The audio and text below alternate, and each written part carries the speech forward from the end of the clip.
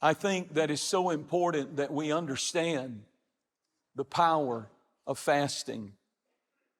And there are options that you have when you really are desperate for God, when you really at the beginning of the year say, I really want to know you.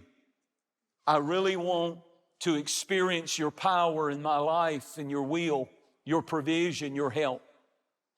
You have options, and one of those mighty options in the playbook of the church is fasting.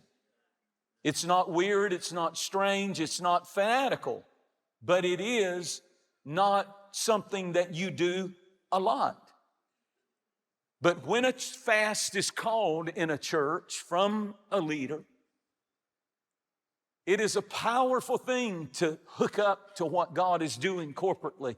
It will impact your life. God will speak to you. God will lead you. God will clearly help you when you fast and when you pray. Now, we've been doing this 30 years. And much of the things, when I read through some of my old notes on fasting, many of the things that I read, I am astounded because when I wrote them and when I said them, I was not experiencing what I was believing God for, nor was this church.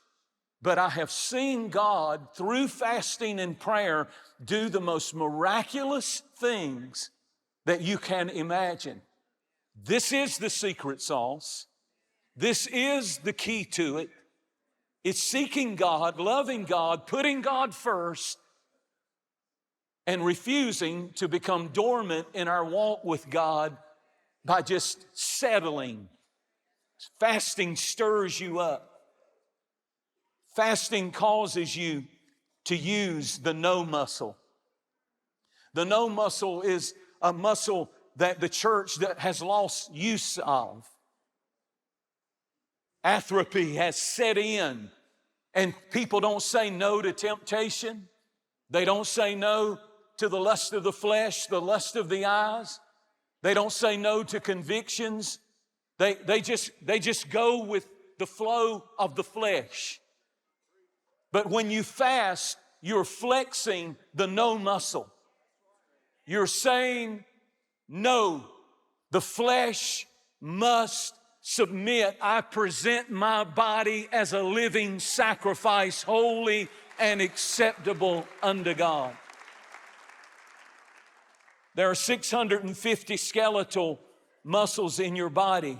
The hardest working muscle is the heart. It pumps 2,500 gallons of blood through your body every day.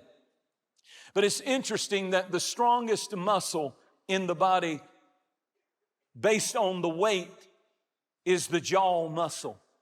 Your jaw muscle is so powerful that it can bench press 200 pounds. It has the power to chomp down 200 pounds. And it's a tiny muscle. But when you conquer the jawbone and you say to the most powerful muscle in your body, no, I'm not going to eat. I'm not going to participate in normal living for a few days. I'm going to give God my body all over again. If you can conquer that fasting and that muscle of the jaw from eating for a few days, you can conquer all the other issues that you're dealing with your flesh. That's why Jesus set the example. He fasted 40 days before he did one miracle or preached one sermon. He understood that it's critical that people give the Holy Spirit a vessel to dwell in. If you don't use that muscle, then it will be lacking and it will waste away. That's why the Bible calls one of the fruits of the Spirit, the last one that it lists, self-control as a fruit of the Spirit. It's the hardest one of the fruits of the Spirit to ripen and cultivate in your life. Self-control. Drugs will not control me. Alcohol will not control me. Temper will not control me. Just the lust of the eyes, the lust of the flesh, it will not control me. That's what you're saying when you're fasting. Proverbs 16:32 said it's better to have self-control than conquer a city. When you are out of options, when you don't have the power to do something, fasting gives you the grace to do what you cannot do on your own. What I've learned about fasting is when you come to a church like this, fasting in football terms would be one of those plays that you don't play normally. It's not a normal, play that you have in your playbook. It's for those times when you really are desperate. Fasting is a trick play. It's a double reverse pass. It's a Hail Mary, not a Hail Mary to a statue. It's a Hail Mary, meaning you're really going for it. You're really saying, I want you to fast track my life. I've got to get into that end zone. And it is so powerful when you begin to fast and pray. I have seen God do it. I have seen Him bless us in ways that blow my mind. Fasting can fast track the purposes of God like nothing else in your life. The least practiced spiritual discipline in the church, and yet the most powerful spiritual discipline in the Bible is the most least practiced, and that is fasting. Fasting is giving up food. You say, well, I don't know how to do it. Don't eat.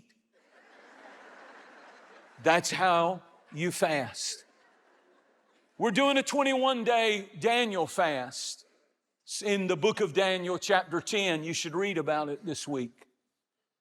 But in the book of Daniel, he said, I ate no bread, I ate no meat, and I drunk no wine, I no pleasant bread, which would be sweets. No sugar, no sweets, no bread, no meat.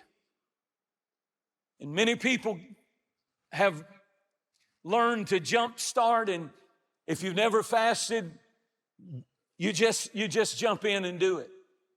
I don't know any other way to tell you. I can't make it easy.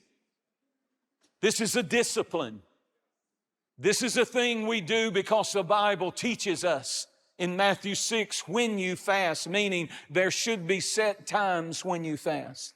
Just like there's, in the same text, it says when you pray, when you give. Just like you're intentional with it, that's what you do with fasting.